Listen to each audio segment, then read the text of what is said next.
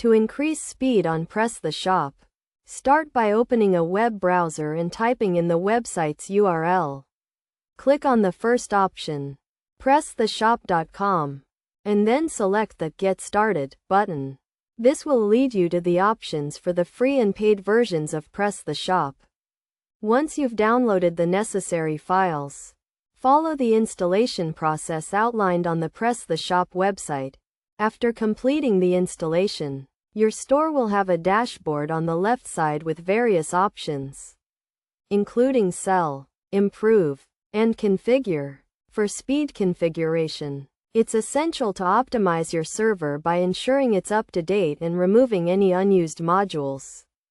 To remove unused modules, go to the Module Manager and delete anything that's not being used, allowing your store to run more smoothly. You can also upgrade to the latest version of Presta Shop. Use the latest PHP version, and consider using dual web servers like Apache and Nginx, as well as server-side rendering (SSR).